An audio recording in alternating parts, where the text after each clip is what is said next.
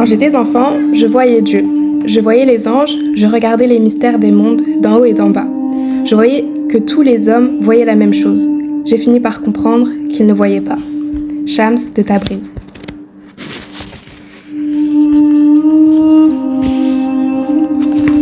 Prologue. Tu tiens une pierre entre tes doigts et tu la lances dans un ruisseau. Tu risques d'avoir du mal à constater l'effet produit. Il y aura une petite ride où la pierre a brisé la surface et un clapotis. Mais étouffée par les flots bondissants du cours d'eau, c'est tout. Lance une pierre dans un lac, l'effet sera non seulement visible mais durable. La pierre viendra trouver la nappe immobile.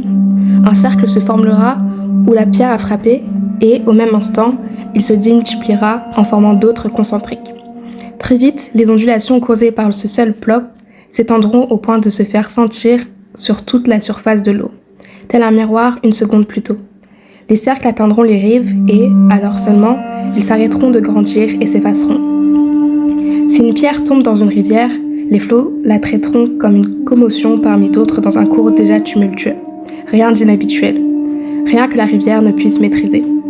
Si une pierre tombe dans un lac, en revanche, ce lac ne sera plus jamais le même. Pendant 40 ans, la vie d'Ella Rubinstein avait été au plan d'eau tranquille. Un enchaînement prévisible d'habitudes, de besoins et de préférences. Bien que monotone et ordinaire, elle ne lui avait pas paru lassante. Ces 20 dernières années, tous ses souhaits, toutes les personnes avec lesquelles elle s'était liée d'amitié, toutes les décisions qu'elle avait prises étaient passées par le filtre de son mariage. David, son époux, dentiste réputé, travaillait dur et gagnait beaucoup d'argent. Elle avait toujours su qu'il ne communiait pas à un niveau profond. Mais un lien émotionnel n'est pas forcément une priorité pour un couple marié, se disait-elle. Surtout pour un homme et une femme unis depuis si longtemps. Il y avait plus important que la passion et l'amour dans un mariage. La compréhension, par exemple, l'affection, la compassion, et cet acte le plus précieux que quiconque puisse accomplir, le pardon. L'amour était secondaire par rapport à tout ça, à moins de vivre dans un roman ou dans un film sentimental où les protagonistes sont hors normes et leur amour est à la hauteur des grandes légendes romantiques. Pour Ella, ses enfants étaient une priorité. Elle avait une ravissante fille étudiante, Jeannette, et des jumeaux adolescents, Orly et Avi. Ils avaient aussi un golden retriever de 12 ans, Spirit, le compagnon le plus joyeux d'Ella depuis qu'il était un chiot, qui l'escortait lors de ses promenades matinales. Maintenant vieux, trop gras, totalement sourd et presque aveugle, ses jours étaient comptés. Mais Ella préférait se dire que Spirit vivrait toujours. Elle était ainsi. Jamais elle n'affrontait la mort de quoi que ce soit, d'une habitude, d'une phase ou d'un mariage. Même quand la fin se dressait juste sous son nez, évidente et inévitable. Les Rubinstein habitaient à Northampton, dans le Massachusetts, une vaste demeure de style victorien qui aurait mérité quelques rénovations, mais qui était toujours splendide, avec 5 chambres et 3 salles de bain, un beau parquet, un garage pour 3 voitures, des portes-fenêtres et surtout un jacuzzi dans le jardin. Il possédait une assurance vie, une retraite confortable à venir, des livrets d'épargne pour les études des enfants, des comptes en banque communs et, en plus de leur résidence, 2 appartements de prestige, l'un à Boston, l'autre à Rhode Island. David et elle avaient durement travaillé pour obtenir tout ça. Une grande maison bourdonnante d'enfants, meublée avec élégance, embaumant la tarte que venait de confectionner la maîtresse des lieux. Un cliché pour certains, mais pour eux, c'était l'image même de la vie idéale. Ils avaient construit leur mariage autour d'une vision partagée et réalisé la plupart de leurs rêves, sinon tous. À la dernière Saint-Valentin, son mari avait offert à Ella un gros pendentif en diamant taillé en forme de cœur, accompagné d'une carte qui disait « À ma chère Ella, une femme aux manières discrètes, au cœur généreux et à la patience d'une sainte. Merci de m'accepter telle que je suis. Merci d'être mon épouse. Ton David. » Ella ne l'avait jamais avoué à David, mais en lisant cette carte, elle avait eu l'impression de lire son éloge funèbre. « C'est ce qu'ils diront de moi quand je mourrai », avait-elle pensé.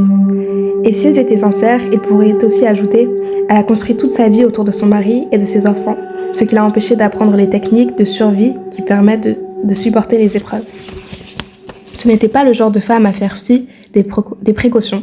Le simple fait de changer de marque de café représentait pour elle un effort considérable. Tout cela explique que personne, à commencer par Ella, ne put expliquer sa demande de divorce à l'automne 2008, après 20 ans de mariage. Mais il y avait une raison, l'amour. Ils ne vivaient pas dans la même ville, pas sur le même continent. Tous deux n'étaient pas seulement séparés par des milliers de kilomètres, Ils étaient aussi différents que le jour et la nuit. Leur mode de vie était si dissemblable qu'il paraissait impossible qu'ils supportent la présence l'un de l'autre, sans parler de tomber amoureux. Mais c'était arrivé, si vite qu'Ella n'avait pas eu le temps de comprendre ce qui se passait, ni de se tenir sur ses gardes, pour autant qu'on puisse se garder de l'amour. L'amour s'empara d'Ella aussi brusquement qu'une pierre soudain jetée dans le lac tranquille de sa vie. Ella, Northampton, 17 mai 2008. Les oiseaux chantaient devant la fenêtre de la cuisine en cette douce journée de printemps. Par la suite, elle se rejoua à la scène si souvent que plutôt qu'un fragment du passé, il lui sembla que le moment se prolongeait, qu'il se produisait quelque part dans l'univers. Ils étaient tous assis autour de la table pour un déjeuner tardif, ce samedi après-midi. Son mari se servait des pilons de poulet frit, son mets favori. Aviv frappait son couteau et sa fourchette sur la table comme des baguettes sur une batterie. Et sa jumelle, Orly, tentait de calculer combien de bouchées de quel aliment elle pouvait ingérer sans mettre en péril son régime à 650 calories par jour. Jeannette, en première année d'université à Mount Holyoke College, tout près de chez eux, semblait perdue dans ses pensées tandis qu'elle étalait du fromage blanc sur une tranche de pain. À la table, il y avait aussi tante Esther, venue leur apporter un de ses fameux 4 quarts, puis qui était finalement restée déjeuner. Bien que submergée de travail, Ella ne semblait pas encore prête à quitter la table. Ces derniers temps, ils n'avaient partagé que peu de repas en famille et elle considérait qu'ils avaient là une merveilleuse occasion de renouer le contact. « Esther, Ella vous a-t-elle annoncé la bonne nouvelle ?» demanda David. « Elle a trouvé un boulot formidable. » Ella avait beau détenir une licence en littérature anglaise et aimer la fiction, elle n'avait pas fait grand-chose dans ce domaine depuis l'université à part éditer quelques articles pour des magazines féminins, participer à des clubs de lecture et écriture à l'occasion des critiques de livres pour des journaux locaux. C'était tout. À une époque, elle aspirait à devenir une grande critique littéraire. Mais elle avait tout simplement accepté le fait que la vie la conduise ailleurs, la transformant en une maîtresse de maison assidue avec 3 enfants et des responsabilités domestiques sans fin. Elle ne s'en plaignait pas. Être mère, épouse, promeneuse de chiens et maîtresse de maison l'occupait suffisamment. Elle n'avait pas besoin de devoir gagner sa vie en plus. Bien qu'aucune de ses amies féministes du Smith College n'ait approuvé ses choix ni n'ait compris qu'elle ne satisfasse que son rôle de mère au foyer, elle était reconnaissante que son ménage puisse se le permettre. Avait-elle jamais abandonné sa passion pour les livres ?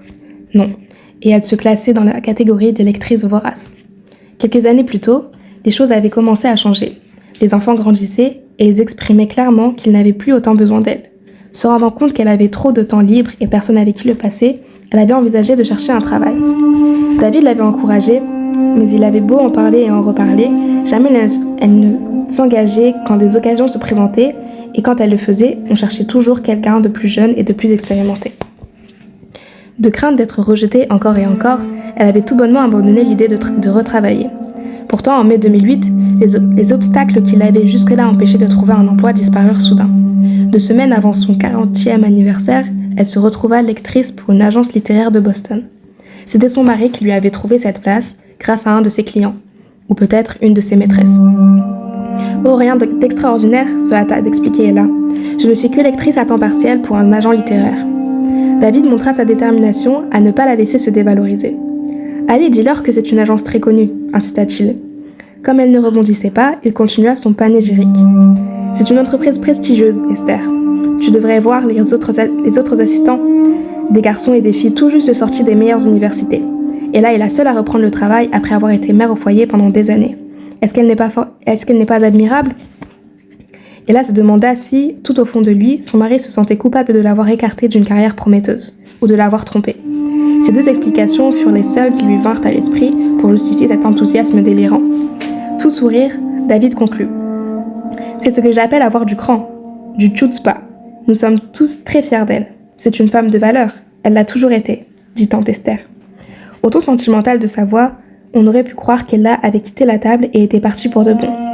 Tous la regardèrent avec amour. Orly, pour une fois, parut s'intéresser à autre chose qu'à son apparence, et son jumeau Avi ne la gratifia pas d'une de ses remarques cyniques. Elle s'efforça d'apprécier ce moment de gentillesse, mais elle ressentait un épuisement qu'elle n'avait jamais connu auparavant. Elle pria en secret pour que quelqu'un change de sujet de conversation. Jeannette, son aînée, dut entendre sa prière car elle intervint soudain.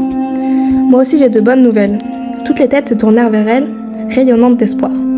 Scott et moi avons décidé de nous marier, annonça-t-elle. Oh, je sais ce que vous alliez dire, que nous n'avons pas terminé nos études et tout ça, mais il faut que vous compreniez que nous nous sentons tous les deux prêts à passer à l'étape suivante. Un silence gêné s'abattit sur la table de la cuisine, tandis que s'évaporait la chaleur humaine qui l'avait enveloppée quelques instants plus tôt. Orly et Abby échangèrent un regard vide et tante Esther se figea, la main serrée autour d'un verre de jus de pomme. David posa sa fourchette pour signifier que qu'on lui avait coupé l'appétit, et regarda Jeannette de ses yeux noisettes entourés de rides creusées par ses nombreux sourires. Pour le coup, il ne souriait pas du tout. Il fit la moue comme s'il venait d'avaler une gorgée de vinaigre. Formidable, je m'attendais à ce que vous partagiez mon bonheur, et je prends une douche froide, gémit Jeannette. Tu viens de dire que tu allais te marier, fit remarquer David, comme si Jeannette ne le savait pas et qu'il fallut l'en informer. Papa, je sais que ça peut te sembler trop tôt, mais Scott m'a fait sa demande l'autre jour et j'ai déjà répondu oui. Mais pourquoi demanda Ella. À la manière dont Jeannette la regarda, Ella comprit que ce n'était pas le genre de question à laquelle sa fille s'attendait. Elle aurait préféré quand ou comment. Dans ces deux cas, ça aurait signifié qu'elle allait commencer à chercher une robe de mariée. Pourquoi? C'était tout à fait différent, et ça l'avait déstabilisée. Je suppose que c'est parce que je l'aime, répondit Jeannette, avec une certaine condescendance. Ma chérie, je voulais te dire, pourquoi se précipiter? Est-ce que tu es enceinte ou... La tante d'Esther s'agita sur sa chaise, son visage grave exprimant son angoisse. Elle sortit de sa poche une pastille contre les brûlures d'estomac et entreprit de la mastiquer. Je vais être tonton, gloussa Abby. Elle prit la main de Jeannette et la serra gentiment. Tu peux tout nous dire, tu le sais, n'est-ce pas? Nous serons de ton côté quoi qu'il arrive. Maman, s'il te plaît, tu peux arrêter? Lança Jeannette en retirant sa main de celle de sa mère. Ça n'a rien à voir avec une grossesse. Tu me mets mal à l'aise. Je voulais seulement t'aider, répondit Ella, avec un calme qu'elle trouvait de plus en plus difficile à trouver ces derniers temps. En m'insultant? Apparemment, pour toi, la seule raison qui pourrait nous pousser à nous marier, Scott et moi, serait que je sois en cloque. Est-ce qu'il t'est venu à l'idée que je pourrais, juste une hypothèse, vouloir épouser ce type parce que je l'aime? Nous sortons ensemble depuis 8 mois. Ella ne put se retenir de pouffer. Ah, vraiment? Comme si tu pouvais connaître un homme en 8 mois. Ton père et moi sommes mariés depuis presque 20 ans, et même nous ne pouvons prétendre tout savoir l'un de l'autre. 8 mois, ce n'est rien. Il n'a fallu à Dieu que 6 jours pour créer tout l'univers, déclara Abby avec enthousiasme. Les regards glaciaux qui se posèrent sur lui le réduisirent au silence. Conscient de la tension ambiante, David, les sourcils froncés, les yeux fixés sur sa fille aînée, lança. Chérie, ce que ta maman essaye de te dire, c'est que sortir avec quelqu'un et l'épouser sont deux choses tout à fait différentes. Mais enfin, papa, est-ce que tu croyais qu'on allait juste sortir ensemble pour le reste de nos jours? Ella rassembla tout son courage. Je vais être franche. Nous espérions que tu trouverais mieux que lui.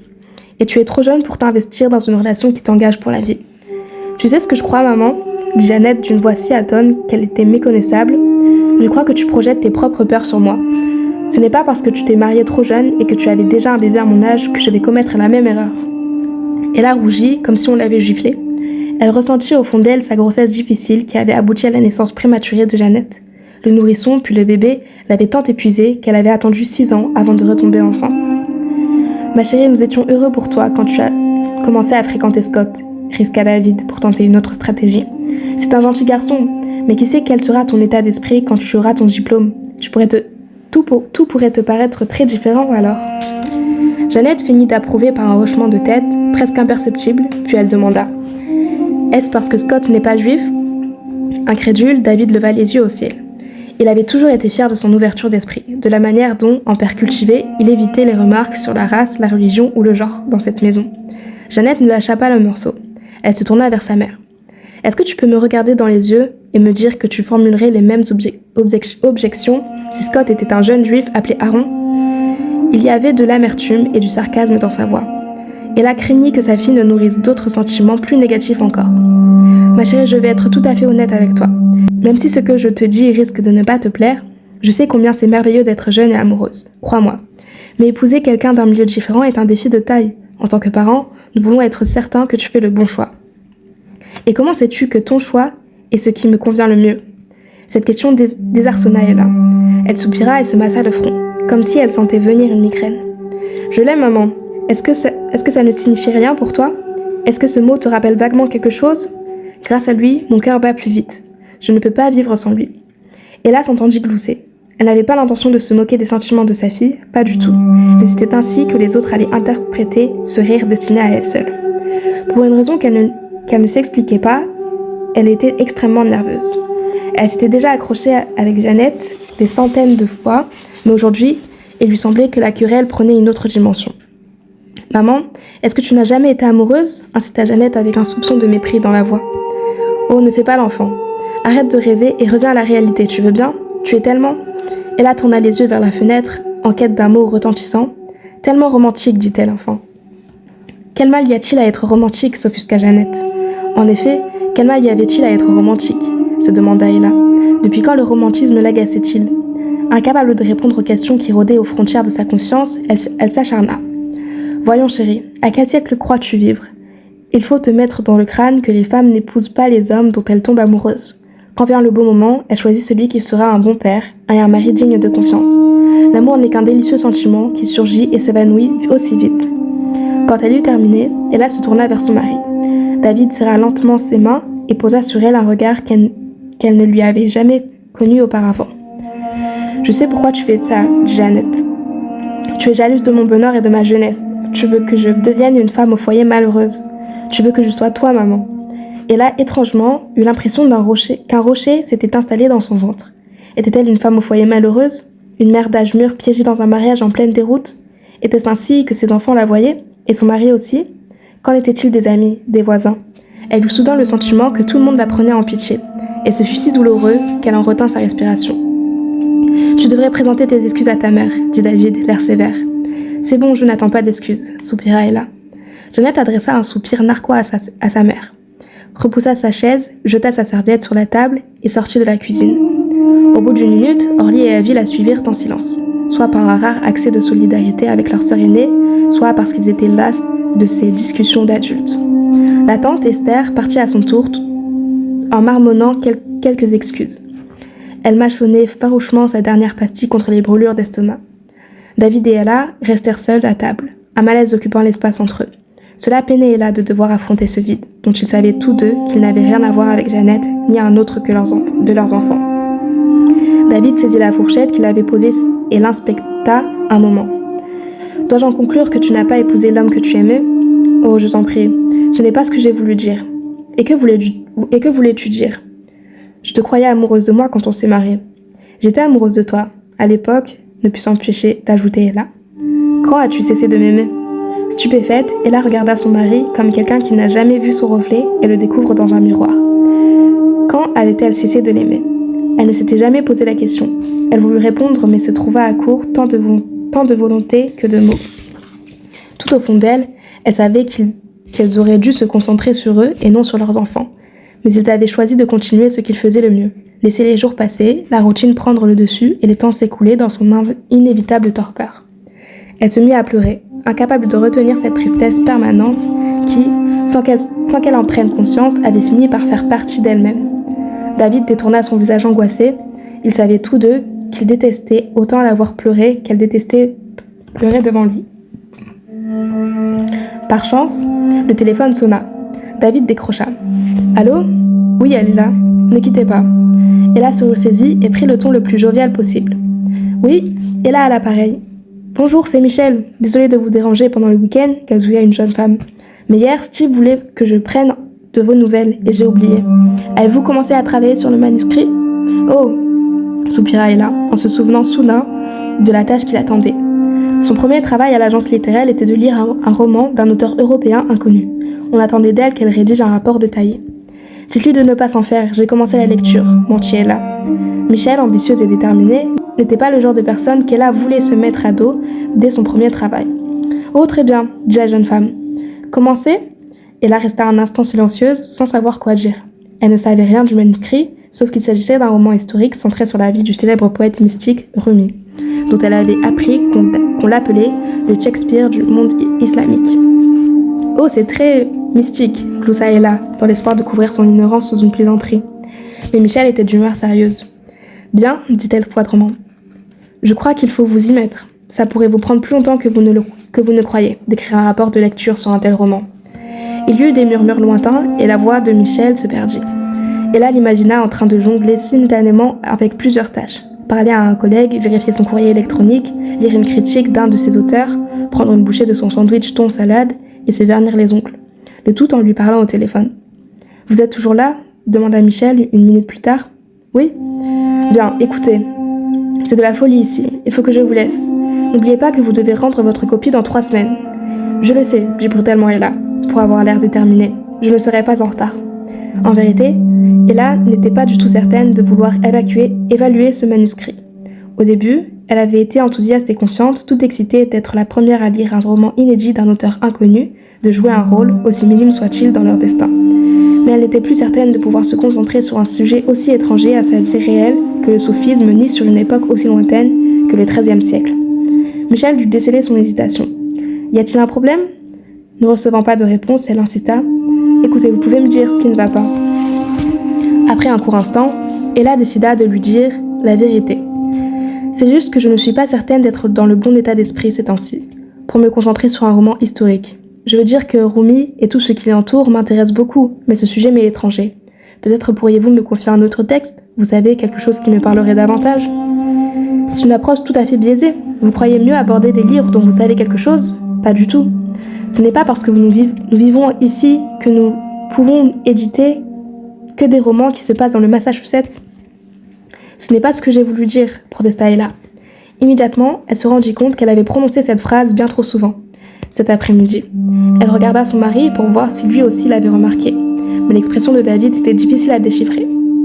La plupart du temps, nous devons lire des livres qui n'ont rien à voir avec nos vies, continua Michel. Ça fait partie du boulot. Cette semaine, justement, j'ai fini de travailler sur le manuscrit d'une Iranienne qui tenait un bordel à Téhéran et qui a dû fuir le pays. Aurais dû lui dire d'envoyer plutôt son manuscrit à une agence iranienne ? Non, bien sûr que non, marmonna Ella, qui se sentait aussi bête que coupable. Est-ce que relier les terres lointaines et les cultures étrangères n'est pas une des forces de la bonne littérature ? Bien sûr, bien. Oubliez ce que j'ai dit. Vous aurez mon rapport sur votre bureau avant la date limite, concéda Ella. Elle détestait Michel pour l'avoir traitée comme si elle était la personne la plus ennuyeuse au monde. Et elle se détestait pour avoir permis que cela lui arrive. « Formidable ! C'est dans cet état d'esprit qu'il faut travailler, » conclut Michel de sa voix chantante. « Ne le prenez pas mal, mais je crois que vous devez garder à l'esprit qu'il y a des dizaines de personnes qui adoreraient avoir votre emploi. Et presque toutes sont moitié plus jeunes que vous. Ça stimulera votre motivation. » Quand Ella raccrocha, elle vit que David la regardait, solennel et réservé. Il semblait attendre qu'ils reprennent là où on les avait interrompus. Mais elle n'était pas en état de se préoccuper davantage de l'avenir de leur fille, si c'était bien ça qui les inquiétait en premier lieu. Plus tard ce soir-là, elle était seule sur la terrasse, dans son fauteuil à bascule préféré, le regard perdu dans le coucher de soleil orange sanguine de Northampton. Le ciel paraissait si proche, si ouvert, qu'on aurait pu le toucher. Son cerveau s'était apaisé, comme fatigué par tout le bruit qui tourbillonnait dedans. Le remboursement des achats du mois par carte de crédit, les mauvaises habitudes alimentaires d'Orly, les mauvaises notes d'avis, Tante Esther et ses maudits gâteaux, la santé déclinante de son chien Spirit, les projets de mariage de Jeannette, les aventures secrètes de son mari et l'absence d'amour dans sa vie. L'une après l'autre, elle jeta toutes ses pensées dans de petites boîtes mentales. C'est dans cet état d'esprit qu'elle sortit le manuscrit de son enveloppe et le prit à 2 mains, comme pour le sous-peser. Le titre du roman était écrit sur la couverture à l'encre indigo. D'où blasphème. On avait dit à Ella que personne ne savait grand-chose de l'auteur, un certain A.Z. Zahara, qui vivait en Hollande. Il avait envoyé son manuscrit d'Amsterdam, accompagné d'une carte postale représentant un champ de tulipes de couleur rose, jaune et violette stupéfiante. Au dos, il avait indiqué d'une écriture délicate « Chère madame, cher monsieur, bonjour d'Amsterdam. L'histoire que je vous envoie se déroule au XIIIe siècle, à Konya, en Asie mineure. Mais je crois sincèrement qu'elle traverse les pays, les cultures et les siècles.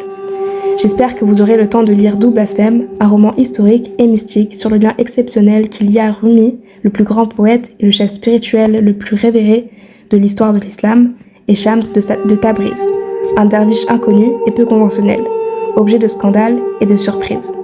Que l'amour vous accompagne toujours et puissiez-vous être toujours entouré d'amour. A.Z. Zahara. Elle comprit pourquoi cette carte postale avait piqué la curiosité de l'éditeur. Mais Tim n'avait pas le temps de lire un écrivain amateur. Il avait donc passé l'enveloppe à son assistante, Michel, qui l'avait transmise à sa nouvelle assistante. C'était ainsi que D'où blasphème était arrivé entre les mains d'Ella. Elle ne pouvait pas encore savoir que ce ne serait pas n'importe quel livre, mais celui qui changerait sa vie. Le temps de le lire et sa vie sera réécrite. Ella l'ouvrit à la première page. Il y avait une note sur l'auteur. Azed Zahara vit à Amsterdam avec ses livres, ses chats et ses tortues, quand il ne voyage pas autour du monde. Double Blasphème est son premier roman, et très probablement son dernier. Il n'a pas l'intention de devenir romancier, il n'a écrit ce livre que par admiration et amour pour le grand philosophe, mystique et poète Rumi, et son soleil bien-aimé, Shams de Tabriz. Et là laissa ses yeux descendre vers la dernière ligne de la page. Et là, elle eut quelque chose qui lui parut étrangement familier. Car en dépit de ce que disent certains, l'amour n'est pas un doux sentiment qui surgit et s'évanouit aussi vite. Stupéfaite, elle comprit soudain que c'était exactement les termes qu'elle avait employés en parlant de sa fille, dans la cuisine plus tôt ce jour-là. Elle resta un moment immobile, frissonnant à l'idée de quelque force mystérieuse dans l'univers, à moins que cet auteur, qui qu'il soit, ne pût l'espionner. Peut-être avait-il écrit son livre en sachant d'avance qu'il allait le lire en premier. Cet auteur l'avait à l'esprit. Elle, comme lectrice. Pour une raison inconnue, Ella trouva l'idée à la fois troublante et excitante. De bien des manières, le XXe siècle n'est pas si différent du XIIIe siècle. Tous deux figureront dans l'histoire comme des périodes d'affrontements religieux, d'incompréhension culturelle, où le sentiment général d'insécurité et de la peur de l'autre furent sans précédent. À de telles époques, le besoin d'amour est plus fort que jamais. Soudain, le vent souffla dans sa direction, frais, fort, dispersant les feuilles sur la terrasse. La beauté du coucher de soleil dériva vers l'horizon, à l'ouest, et l'air parut terne sans joie. Parce que l'amour est l'essence même, le but de la vie. Comme Rumi nous le rappelle, il frappe tout le monde, y compris ceux qui le fuient, y compris ceux qui utilisent le mot romantique pour marquer leur réprobation. Ella fut aussi bouleversée que si elle l'avait lu.